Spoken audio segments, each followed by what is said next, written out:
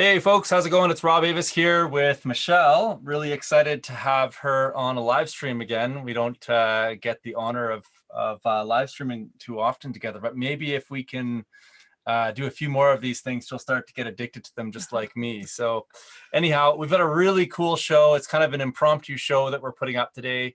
And I've got two incredible guests that I'm going to introduce here shortly. But before we bring them out, I just want to get you guys to introduce yourself on the chat. So let us know where you're calling in from. And we are going to be talking today about gardening and garden journaling. I'm really excited about it. We've got some experience with it ourselves, and we're pretty stoked to have these surprise guests coming on to our show impromptu. So I see a bunch of you guys are signing in right now. Let us know where you're coming in from. And I'm curious, just to kind of get the brain thinking about gardening, what it is that you guys are doing right now to prepare your garden for spring. So what seeds are you buying? Who are you buying them from? What are you most excited about to grow this year? So today we're going to be talking about the importance of garden journaling, and we're going to be sharing a brand new tool that we've been checking out for the last couple of months. And yeah, Jordan Saunders from Costa Rica. I just heard that you were in Costa Rica, Jordan. Great to have you on the show, man. I'm a little bit jealous that I'm not in Costa Rica with you. You didn't invite me. Mm-hmm. Do you want to say anything about anything before we get our guests on the show here? Well, let's just introduce Donna and Chelsie. Okay. From there. Yeah. Awesome. So today we have Donna Balzer, and what's Chelsea's last name? Anderson. Anderson. There you go. And they've just written a book, and we're really stoked to be talking about it today. And so it's the Gardener's Gratitude Journal. And so why don't you show your faces there, Donna and Chelsie, and introduce yourself. Hi there, I'm Donna Balzer, and I'm a gardener, but mostly a horticulturist, writer, and speaker. So I am thrilled to be on your show today, Rob. I have loved you for quite a while. It's been a great little association with you and Michelle. Awesome. And Chelsie, how about you? Yeah, Chelsie Anderson. I'm Donna's daughter, so I grew up with a horticulturalist. I'm actually trained as a philosopher, if you can believe that. And I have a full-time gardening business, so I spend most of my waking hours in other people's gardens, which is great fun. Awesome. Okay, so if you're just signing in, guys, introduce yourself on the channel. Let us know where you're calling in from. And I'm curious to know what it is that you guys are thinking about in terms of gardening right now. So what are you planning on planting? Who are you buying your seeds from? And what are you most excited about this gardening season? So let's start with how you got into all of this, Donna. We've been recommending your book for several years now. Your first book, or was that your first book, No Guff Gardening, or was that your first book just with Stephen Biggs? Actually, it's my first book with Stephen Biggs. Okay. Yeah, it's a great book. People love it. It's a good beginner book. It's the No Guff Vegetable Gardening, and of course, you wrote us a great intro for that book, so that was great. Yeah, we've recommended it several times. Every time we teach our PDC as a great place to start for people that are just getting into gardening. But I'm curious, what got you into being an author, a horticulturist? Like, what was the thing that kind of got you into this career? It's crazy. My dad says I was gardening since I was 3. I was always the kid. The other kids were somewhere else. I was the kid with my parents, always picking the strawberries. And I was just the one always out there, and I loved it ever since. When I was 17, I went to university and I studied agriculture, specializing in horticulture. This is crazy. No 17-year-olds are even the least bit interested in that. And my mom was so disappointed. She so wanted me to have a clean fingernail job because she's a farmer. And I said, I don't want to be a secretary. My older sister was a teacher. My younger sister's a nurse. I wanted to be a horticulturist. There you go. Cool. And how about you, Chelsie? I mean, is this the first book you've written with your mom? It is the first book I've written, yes. And my mom has a good way of pressuring people to do what she wants. So and she's full of ideas. I'm full of ideas. So it was really kind of a quick and easy project to work on together. Yeah. That being said, I do have an English and philosophy degree, so I do have that background in writing already. Yeah. So. Okay. Chelsea's a fabulous writer, and she had always been sending me stories of her and the kids in the garden. I'm like, I don't just want to do a little journal. I want to include some personal stories. So that's what we did. Awesome. Awesome. So when was the inception of this book? When did you guys start planning it? We started what, 2000 and Would have been exactly 2 years ago. It was Yeah, Christmas 2 2 years years. ago. Because this year I was back out at my mom's for Christmas, and we were talking about how last time I visited at Christmas time we wrote a book. So Cool. And Michelle, you've had some experience with garden journaling. You want to talk a little bit about how that's really helped you in your... Yeah. So, Donna, I must say, when you threw a copy in the mail for me in late last year, I was really excited to see it.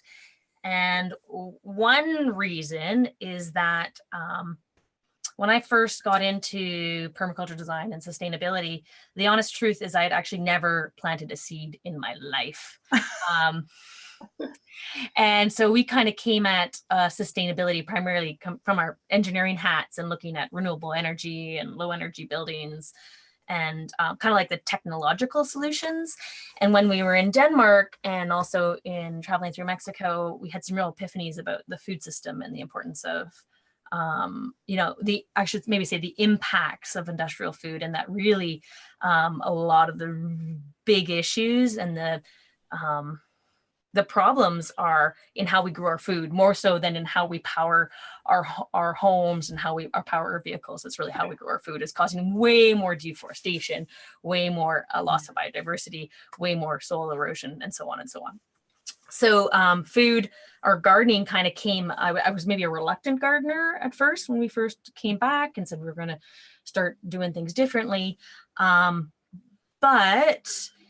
I grew, and it didn't take that much time, pun intended. I really started to love it. And especially as I learned more about the nutrient density, and especially as I started having children and getting them involved in the garden and seeing all the benefits and so on and so forth. And the one thing when I reflect back on, really, I guess I started, it's hard to believe, maybe 9 years ago now, 2008 or 2009 was maybe my first garden. I think the thing that helped me to learn faster than anything else was taking good notes and, applying some of my maybe engineering diligence, or there's probably other ways to. Excel spreadsheets. My nerdiness, applying some of my office nerdiness to the way I was gardening really helped me to reflect back on my wins and losses and learn from those. And that's the one thing I tell our students now when they're coming through a program. They say, hey, I really want to get into gardening. What's the, a few things I can do to learn fast? And I think journaling or some sort of record keeping is super, super important. So there you go. And I've never done it in something beautiful like this. I started with an Excel spreadsheet, and then I've moved to actually just scrap pieces of paper in a binder. And this year I'm going to, I love the idea of, I've seen some of the Lee Valley journals, for instance, where you can kind of compare year over year, and always thought that would be a great idea. So. But now we've got this gratitude journal. So, and what's funny is that we actually have used the gratitude journal for a long time, but now we get to combine two incredible tools into one. So I'm pretty excited about it as well. Yeah, actually, that's a really good point. And have you heard of the 15-minute journal? Have you seen that one? No, I haven't seen it. Sometimes these things spontaneously happen, right? You put something that's already out there. Yeah, about 3 years ago, my mother really got into this gratitude journal, 15 minutes a day. And got the whole family. She brought gratitude journals for everybody. And it was a small little practice that I think made a really big difference. So yeah, I love the idea of combining them. So great idea, guys. I was going to say, writing things down seems to make you look at the world with more intention. You kind of see things and you're like, oh, I'm really noticing that now. Now I'm writing it down. And then you review it and you get to see it again. And so things tend to stick more and more the more you do that. So what have been some of the big insights you guys have had as a result of your own journaling, and how have you brought those insights into the way that you've written this book? I think there's a key to labeling your plants when you're starting them. That sure came out last year for me. I had mislabeled a little sprout as a watermelon seed, and it turned into a pumpkin. So that just reminds me, it's important to label those seeds because they all kind of look the same as babies. My surprise came how much I'm watching nature. So it's not just about the garden per se. I'm a keen gardener, but I'm watching birds. So one day in October 10th, for instance, I wrote down, I heard a hummingbird. So I recognize the sound of the hummingbird now. And I see and snakes in my garden sometimes. It's just so fascinating. I see so many more things now that I'm writing it down, as Chelsie said, paying attention. And so how are those insights, though, informing future gardening years? I mean, you guys have built this journal for 3 years. It's a 3-year journal. It's not a 1-year journal. So I'm assuming that the intention behind it is that you're able to go back in time. It's your, pardon the nerdy reference here, but it's basically your flux capacitor minus the DeLorean to go back in time and look at what has happened in the past. How are you guys leveraging those insights going forward? Well, for instance, this year I wrote down on January 7th, I ate my last fresh tomato from 2018. Oh, that's good. And so it's not just about growing it, it's when are you eating it? I'm still eating last year, believe it or not, in July 1st, I think I wrote down, I should check it. July 1st, I wrote down I ate my last butternut squash of the 2017 year. So it's about when you're planting it, but also when you're eating it. Because the trouble with gardens is they're always feast or famine, right? You've got a million things happening. Oh, I got 300 pounds of butternut squash, but then you're eating your last one 6-7 months later. So it's quite an interesting way to track it. And if you only write it down for 1 year, because I do, like you, a sort of a gratitude journal that's separate from this. And that's what's so key about the gardener's gratitude journal. It's just one quick line a day. So it's not 15 minutes, it's not 10 minutes, it's 5 minutes, but for 3 years. So maybe next year, my last tomato will be on January 20th, because I'm ordering some long keeper tomatoes to try out this year, and I've already ordered them. So, I want to keep track year to year, but I want 3 years in a row. And like Michelle, I had the Lee Valley Journal, but it was about 100 pounds. It was so big, I just couldn't really take it out to the garden with me. So I ended up, it was on a shelf, and then it was buried on a shelf. And so I wanted something quick and easy and light, something you could do every day just for a minute. Nice. So you told us a bit of a story. I want to just kind of dig into it a little bit more about wireworms. I want to just understand that observation a little bit more. And then I'm going to kind of add an observation of my own into that. But do you want to tell that story? Well, I'm just looking at it now on May 2nd. I thought it was July. You see how bad my memory is. But on May 2nd, I saw a robin with 5 wireworms in her mouth. 5. These wireworms are so skinny. They're not like the regular garden worms. They're very tiny and skinny. They're the ones that after you take on a lawn, they always attack your carrots, your potatoes, anything fleshy, any root in the soil. And wireworms are right there. And they can live for years before they pupate in the soil. They don't necessarily just have a quick cycle and then they turn over. So to see a robin with 5 in her mouth, I was like, I love that robin. Totally.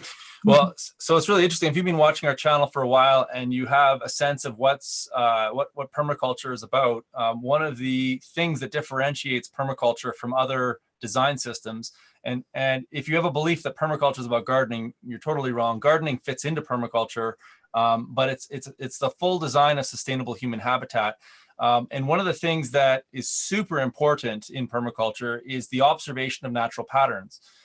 Specifically because when we observe natural patterns, we can take action on those patterns. So for example, I had no idea that robins ate wireworms. It makes sense, but it's not something that I've observed.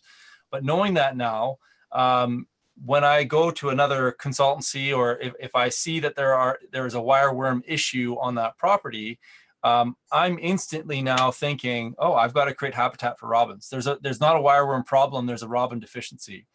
Right. And so often we either forget or we don't take the time to be conscious of these observations. And it's challenging to keep them present in mind. One of the books that I've actually wanted to write for a long time, it probably will be the thing that I write right before I die, because I need the rest of my life to create the content, but is a book of signals, essentially, or indicators is what I'm going to call them. There's a book about that. There's a book. I would love to see it. It's a phenology book. I only have a photocopy of it because it's such an old book, but phenology is so specific to your backyard, my backyard, Chelsea's backyard. It's the study of how things overlap. So the blooming of something brings in the bumblebees. Like I had my first bumblebee on I don't know, February. Yeah, February. I had my first Wow. bumblebee, which was weird, but I am on the West Coast. Right. So phenology turns into what's blooming for me. And then when I'm getting my bumblebees will be different than what's blooming for you. And that's why people try to bring the two overarching things together. Right. When this plant, like an achillea, which is a yarrow, blooms everywhere, when it's in bloom, this is probably when you'll see this. Or when this is in bloom, you're going to see that. So that's a big study, and it's called phenology, and I love it. But this is why the journal's so nice, because you're doing that for your own yard, your own backyard situation, your own farm. Yeah, absolutely. So there you go, Rob. You can still write the phenology book, but it's already been done. Yeah. Phenology and permaculture or something like that. Yeah, I'll get it for. I'll get you the name of it. I know where it is. So I can. Perfect. It's such a super interesting thing. I mean, the indigenous people ran a lot of their life on these observations. I mean, science is based on reductionism, and indigenous knowledge was always based on long range observation. And I know that based on how school was taught when I went to school, there was not a lot of respect for those observations. Like, we kind of viewed them as inferior to science. But I think that where we hopefully will go as a species is kind of bringing the benefits of reductionism and the benefits of holistic observation together. And I think that you're right, that something like this, I think the other cool thing about this book, which I'm just having this insight right now as I'm talking, is that, depression in our society is so rampant right now. It's not really talked about very much because it's one of those kind of, it's a very sensitive topic. And one of the ways that you can deal with depression is being in nature, essentially. Mm-hmm. And so having the ability to kind of capture some of these thoughts as you're moving through the seasons and working in your garden, you may, like the readers or the users of this book might actually start to have some insights with regards to clues or indicators, their own indicators or their own phenology around how their mood changes through the year as they're using their garden and using the book. So I think it's a really neat way to combine or to connect our lives with the ecologies that we create around ourselves. Yeah, it's funny because any gardener could tell you that, right? Gardening makes you happy, green makes you happy, touching the soil makes you happy, and science is just finally catching up on those points. Mm-hmm. So that is an interesting thing. Last year I went to have a massage kind of at the end of winter, and we were having a really long winter here in Calgary last year. And I was complaining of a sore back, which is odd for the winter because I do all the back work in the summer. And she said, I think what you need to do is go stand in some dirt and that's going to fix you up. Sure enough, the first week back in the garden, my back was 100% again, so there is something to that, just being in nature, healing you and having that effect. Totally. Yeah, no, that's a really neat observation. So just before we keep going here, guys, if you have any questions for either of these two lovely ladies about gardening or their gratitude journal, I'd encourage you to get it up into the chat window. And if you're just signing in, because there's been a bunch of new people that have just signed in here recently, please introduce yourself and let us know where you're calling in from. And I will let you know that we are going to be giving away a free copy of this book to one of the commenters on the channel. So if you comment today or in the next 3 days before Friday, we will announce a winner to one of the people that put a comment up on the channel there. So please put any questions you have up for Donna or Chelsie up into the chat window. Mm-hmm. And we'd love to relay that to them. So what are you guys most excited about this year for gardening? Both of you guys. I'm going to try those watermelons again. Hopefully I get the right plant. I need some. I've tried 3 times, no success. I don't know. I was willing to kick the bucket. Maybe you have some ideas. It's the kids' grandma here has gotten my kids a taste for fresh grown watermelons. So now they're putting the pressure on me, of course. So we'll give that a try. And sesame seeds. My mom gave me some sesame seeds she had grown last year. So I'm going to try those this year. 120-day growing season. So I don't know. The truth is, with watermelons, it's just the hottest spot you can get in. And everyone has something like that, like in front of their house or beside their house or wherever, just the hottest spot. And to put down, there's a product they sell called an IRT mulch, which is like a black mulch, but it's better. It lets the infrared light in, but doesn't let it get out. And they sell that. And I tried that the first year. I was like, that's it. okay, I had never grown watermelons before I had IRT mulch. It just warms the soil up. You don't want that cold, dark soil. You want warm soil. You put the mulch on first. About 3 weeks later, you've got your watermelon pre-grown in your greenhouse or in your house, and then you put it out. It's worth a try. Something like the flower dragon variety. Now, I also always grew jade green until last year. The flower dragon was new for me, and it was about 2 weeks ahead of the jade green. So I'm going to go with flower dragon again this year, and it's tremendous. It's just so fun how fast they go from flower to formed up, because they're just water. Once they start growing, they're just water. So Donna, you're on the West Coast, and Chelsie, you're in Alberta still, right? Calgary, yep. Yeah. And so just so folks can kind of get a sense of the vast difference in climate, why don't you guys talk a little bit about the Calgary climate? I mean, people on regular watchers of our channel will know, but and then Donna, you can kind of follow up with you know, what your climate is like in terms of frost-free days, you know, peak temperature, when you're planting stuff, when you're harvesting things. You know, let's just kind of create some common metrics between the two cities, because there are people calling in from Texas. We've got people from Washington, we've got people from Costa Rica, and from South Africa. So I think it'd be interesting just to kind of compare the two climates that you guys are both working with. Yeah, well, Calgary's known as one of the more dismal kind of growing seasons. We have about 90 frost-free days just because of our proximity to the mountains, of course. And in my journal last year, I am looking at my notes. From March 3rd, we got 30 centimeters of snow. March 11th, I said it was the big melt, but then, and the first robin was spotted. But then on March 15th, we had 20 more centimeters of snow. I said the big melt came again. April 16th, we had 10 more centimeters of snow. But I started planting things in my greenhouse because I couldn't stand it. I didn't actually become like, my formal gardening business didn't even start till May of last year, which is really late for Calgary. And then we had a really hot, dry summer, and that's that. So we have about 90 days of frost-free weather, but the snow can last right until May sometimes. So that's what we're looking at. Well, I'm living on the west coast of Canada, and this is the Hawaii of Canada, which still makes it really a cold spot. If you've ever been, I remember the first time I visited San Francisco, and it was middle of July, and I was like, what's with San Francisco? It was cold and foggy, and I was like, that's so weird. And now I know it. I'm living it. So we have a long frost-free season, and everyone's like, wow, a long frost-free season. But honestly, we don't get the heat units. I've gardened in Grand Prairie in Alberta, and that's up north. And the heat units and the length of the day make things grow faster, and you get produce better than you can get when you're in a really foggy, cool climate. So I don't get the frost, but I don't get the heat units. Some days I'm like, I want heat. So that's why I fight for heat when I'm growing. Okay, those people in Texas are like, we can grow watermelons. But you know what? You fight for heat when you don't have it. And I'm trying to grow a range of food. And of course, I grow mineralized food. So I want to, and you know, nitrogen and things like that are not available in the soil until the soil's warmed up, because the microbes will not be making that exchange. So it's very fussy, very different. I love the West Coast, but it's not a hot area. It's a cool coastal climate. I said to Chelsie, we have just 3 different seasons that most people have. We have spring, which goes from December through till end of May. And then we have summer, which goes from May through till end of August. And then we have fall until Christmas. So we really don't have a hot summer. We just have, we have a climate, a coastal climate. And my mom might be the only, you might be the only Canadian to complain about gardening on the coast, actually. I'm not complaining. I'm just saying we don't have the heat.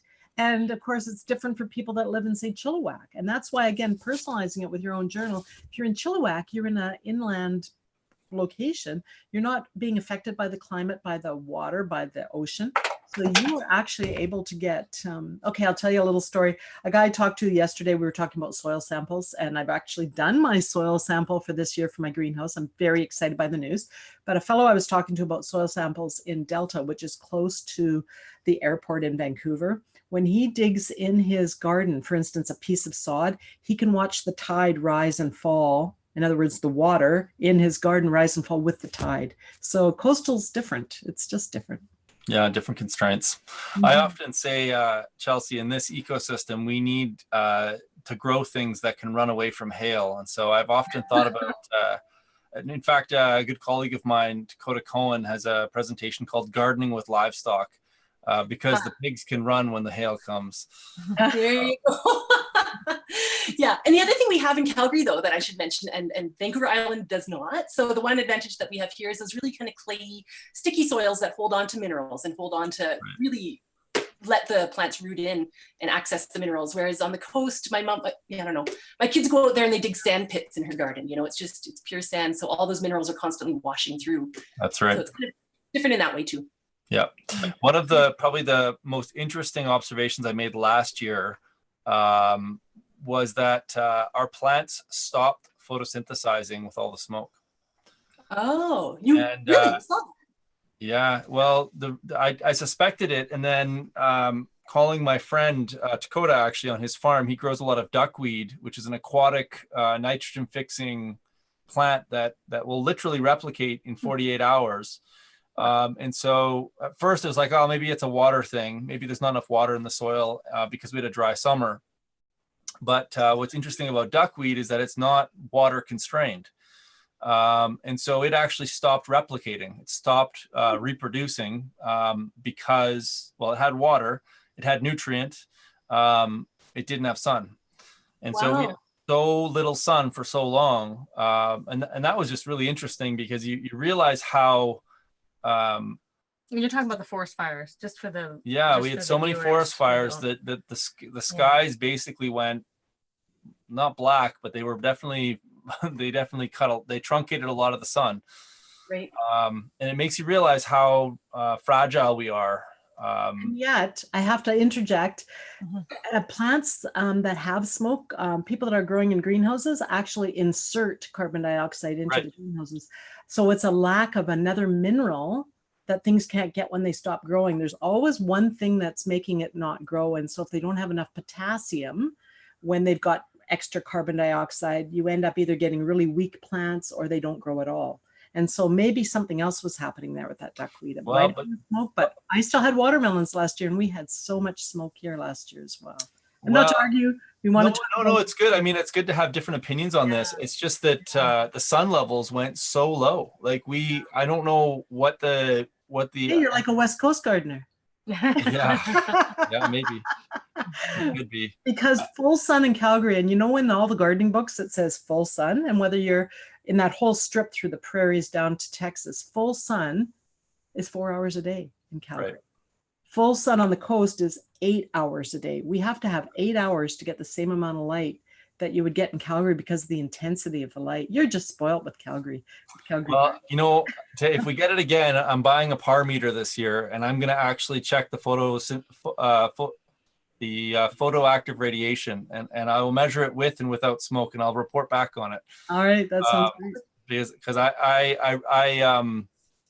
I'm not saying you're wrong. It was just very interesting to watch duckweed go from replicating every 48 hours before there was smoke and not replicating when the skies are basically covered in smoke. So it'd be really interesting. And I just think these types of observations, I think, are super crucial, because one of the problems that we face as a species right now, and maybe Chelsie, you can chime in on this before we wrap up for today, but is that there is a lack of connection between people's actions and the repercussions that are occurring globally. And as a philosophy student, I suspect, or a philosophy major, you said, I think, you probably have some opinions on this, but when people start recognizing patterns with regards to what's occurring around them, and like you said, Donna, like we tend to have a very short memory. Like our brain is constantly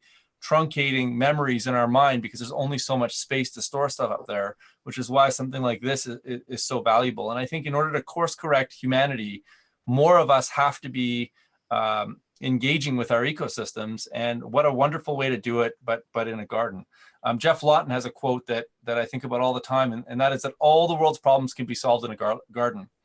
And I've done videos on that in the past, but gardening is a profound act. It's a subversive act. It's a seditious act, because you fundamentally start taking control of your own supply chains right at the ground level. And I think in order to level up as fast as possible, as Michelle has talked about, having a resource like this that you can look back on and get feedback so that you don't make the same mistake twice is super valuable.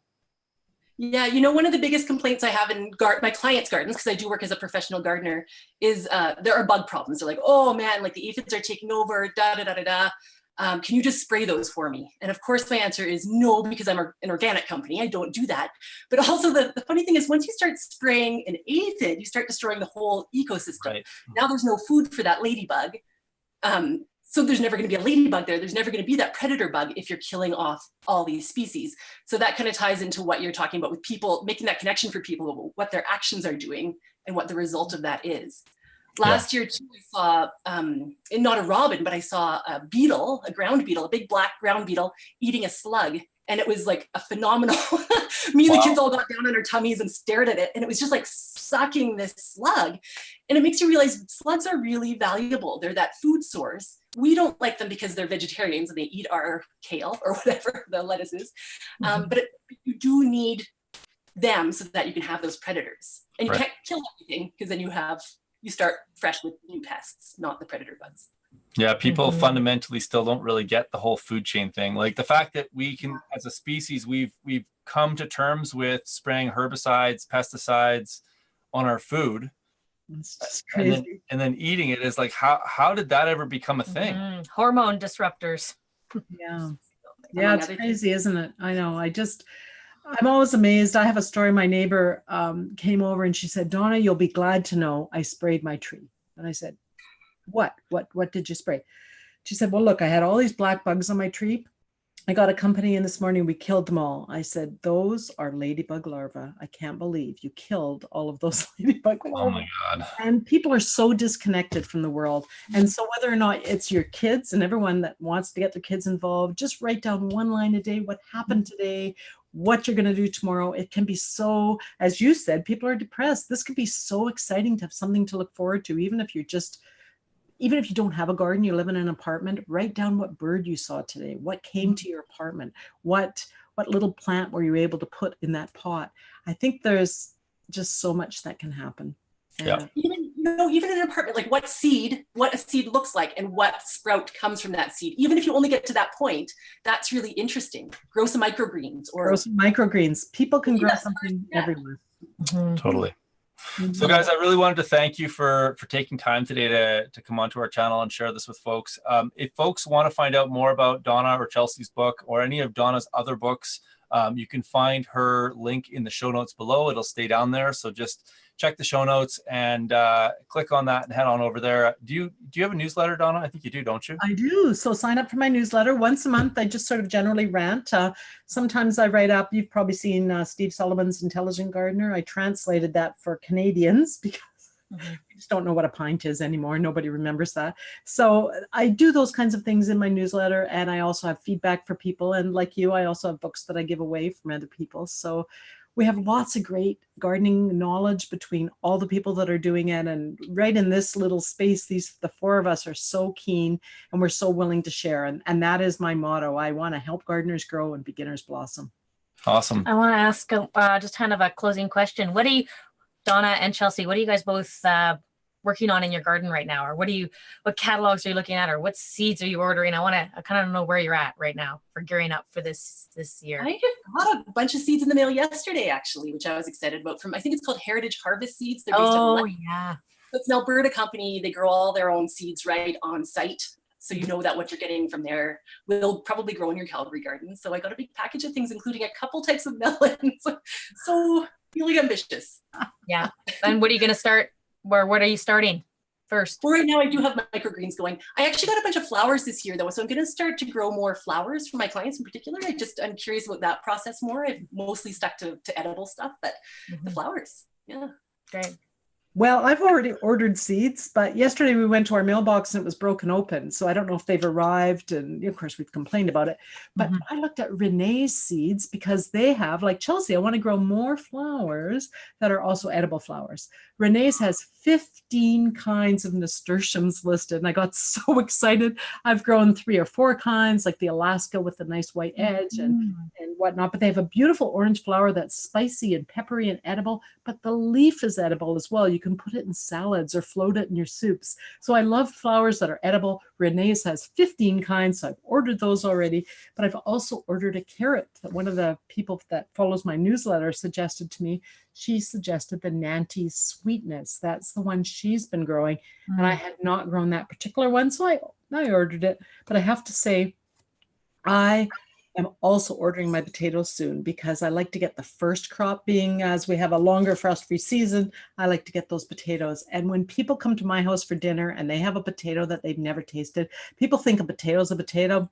No way. So many kinds of potatoes. If you've been eating those big russets that are so dry you have to put a pound of butter on them, you got to switch up your potatoes.